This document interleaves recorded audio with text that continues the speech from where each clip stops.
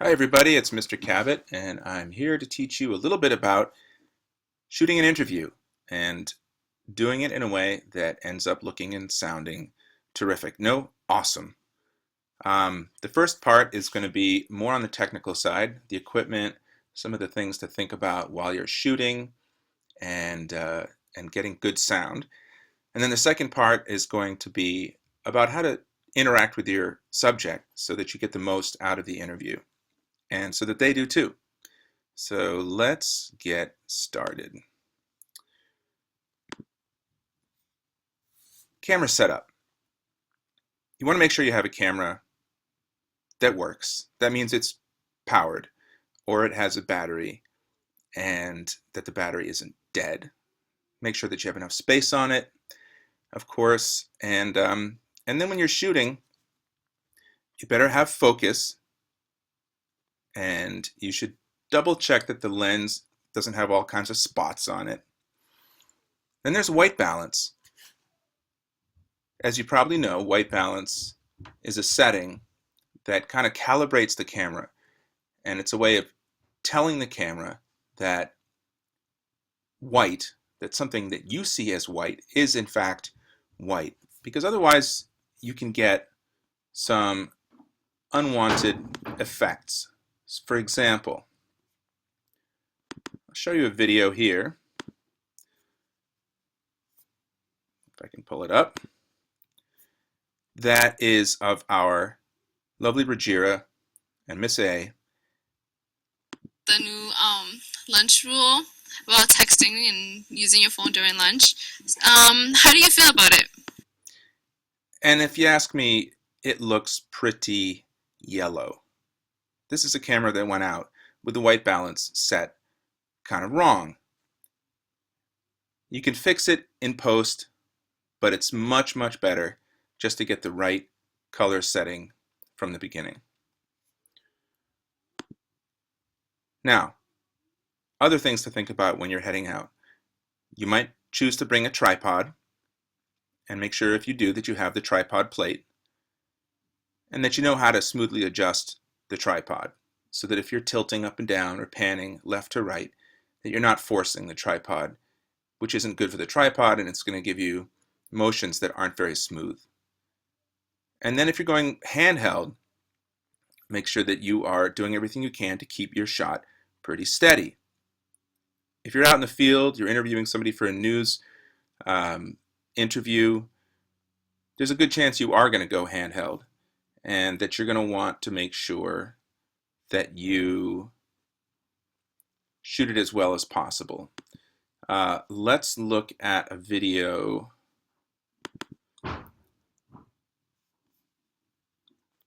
that illustrates this. I'm just keeping it simple, doing a little black on black with some Burberry, just, I guess, yeah, this is pretty much it. Very funny. My day looks just like that.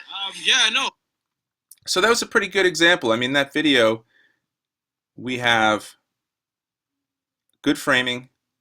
It's a little bit orange, a little bit dark, a little bit yellow, but the handheld work here by George was pretty good, even with a slow or a gentle, smooth tilt down to see the subject. All right. Composition. Composition refers to how do you set up the elements in the frame. And here's an image from Juan's documentary about himself. And you think about the shot type. In this case, we're looking at a close-up, kind of a medium close-up combo or hybrid. Look room and lead room and nose room are all terms that talk about how much space is there in front of your subject. If your subject is looking in a certain direction or walking in a certain direction, you need to have more space in front of them than behind them. The rule of thirds.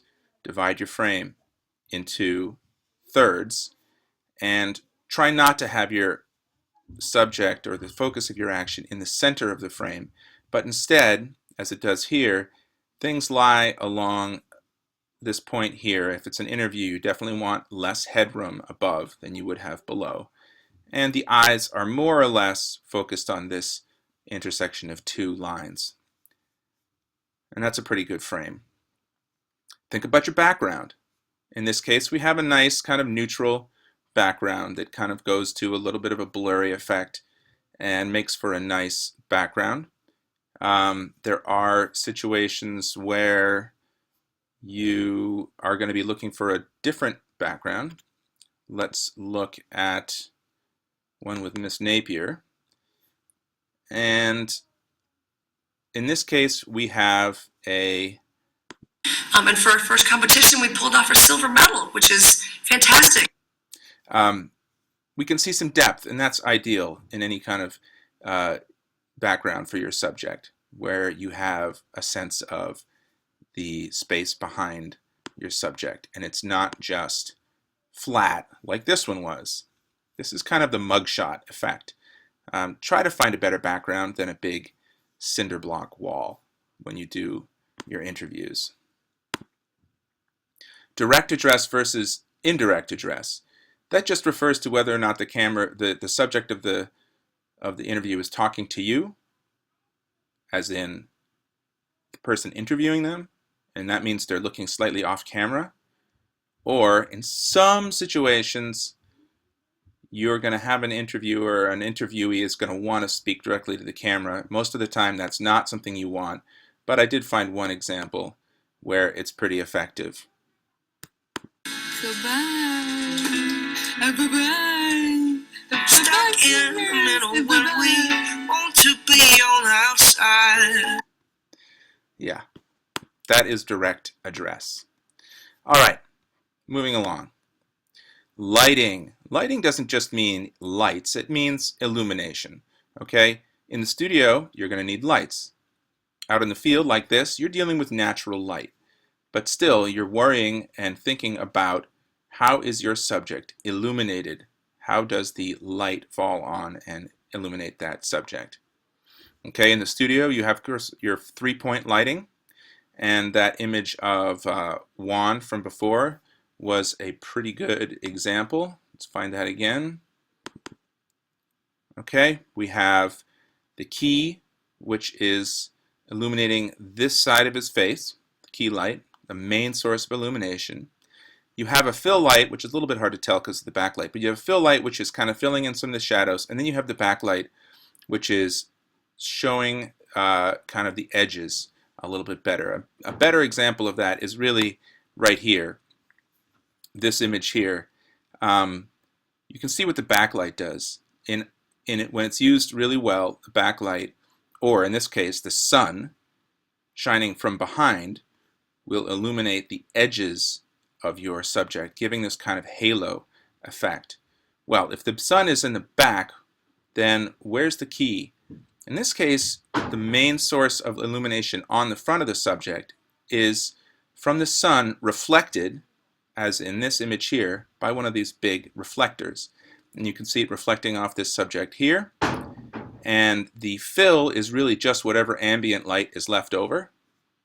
So the backlight would also work in this subject to illuminate the edges and the hair and so forth. Okay, so that's how those terms can translate to a natural lighting situation. Again, to go back to the video of Cindy, you can see that the main source of illumination is this natural light in from the window. The light that's in the room, reflected, bounced around, ambient light, is kind of the fill. And she has no backlight specifically.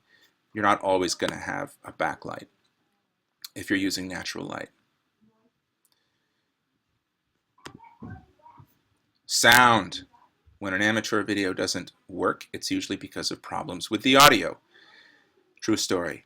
Make sure you have your gear, okay? Your microphone, your headphones, the beach box for converting the sound from the XLR from the microphone to the mini stereo input on your camera. If you're using a shotgun mic as opposed to the handheld mic, make sure that the mic has a battery and you have your boom pole and you monitor constantly. This sound person has headphones on, and that's why they're going to get sound. I can't tell you how many times students have gone out and shot great video that ended up having no sound. Very sad. Part 2. how to interview a human being. Now, you can stop here, or you can just continue with this part.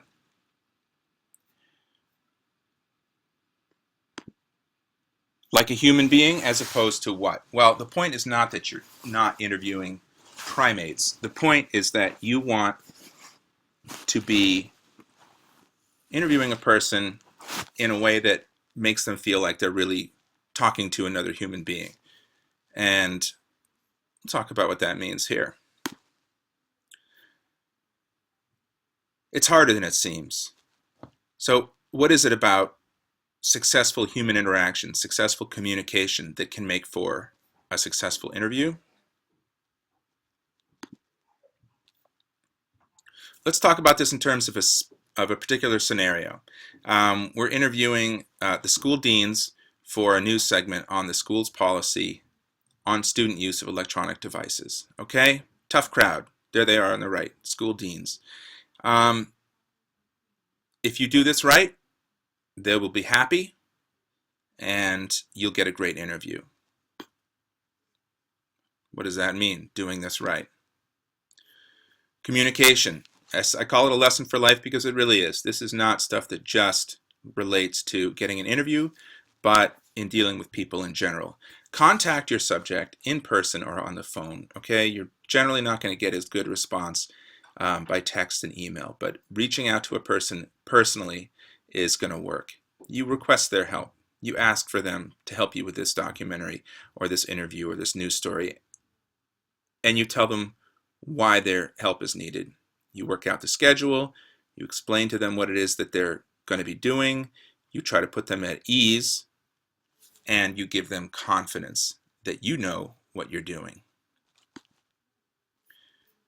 You are prepared, in other words, because it can be tough. Even one of those very high up administrators can be made quite uneasy by the prospect of getting in front of a camera and having to look and sound intelligent. Well, you can help them do that, okay? You're prepared with good questions and a good explanation of what they're going to be actually doing. You will put them at their ease, and a relaxed subject gives a better interview. A couple of ways that interviews typically happen. On-screen or off-screen interviewer. Okay, so you're asking questions. Are you going to be holding a microphone and standing in front of them like in a news story? I'm sorry, with them? Or are you going to be off the screen? Either way, these points are important. Start with some warm-up questions. Start with some small talk. Listen to them. Look at their eyes while they're talking. Stay interested and engaged, and think on your feet. Ask questions as you go. Ask an emotional question. How does that make you feel? You get better material that way. And avoid questions that can be answered with yes or no. You know, was that a fun thing that you did? Yes. Okay, great. That doesn't really make for much of a good interview. Let's look at an example of somebody not following this advice.